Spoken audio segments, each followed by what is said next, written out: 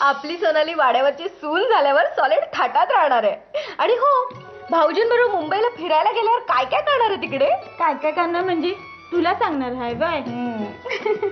काय ग सोनाली, तू तर आता पक्की मुंबईकरी होणार.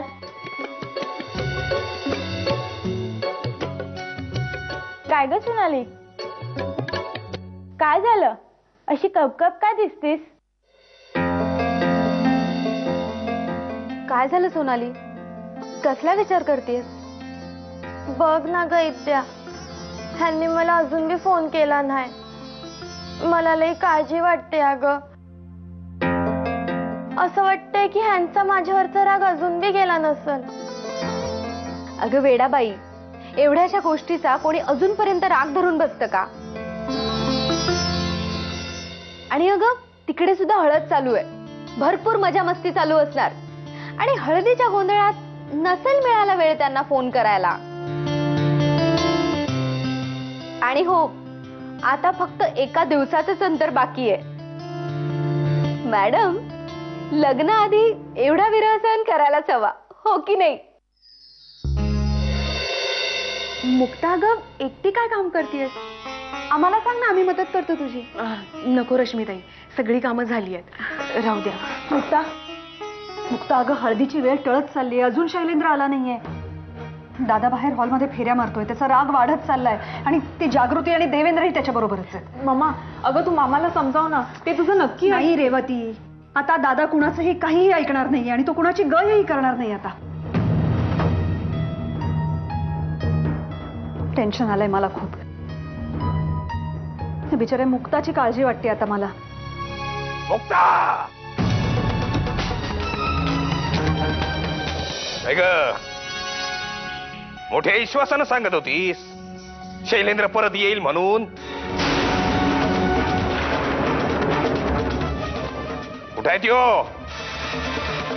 अजून कसा नाही आला? आता तर हळदीची येळ बी टळत आली. माझं अंतर्मन सांगतंय शैलेंद्र नक्की येईल. हे म्हणजे अतिच झालं की. इतक्या दिवसात जी गोष्ट घडली नाही ती काही मिनिटात घडेल असं तुला वाटतंय का मुक्ता? आजवर आम्ही आमचा शबूत कधी बी खाली पडू दिला नाही, आणि आमचं शबूत न पाळणार याला आम्ही चित्ता बी सोडत नाही. आबासाहेब,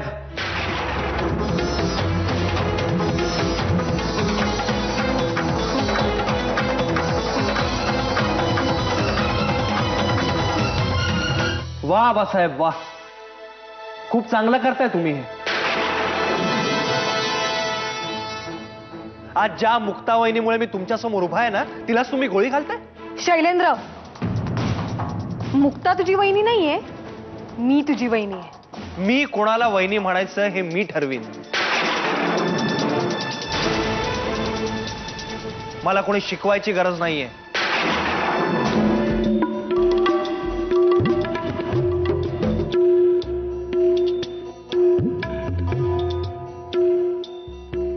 पैसे? एवढे पैसे?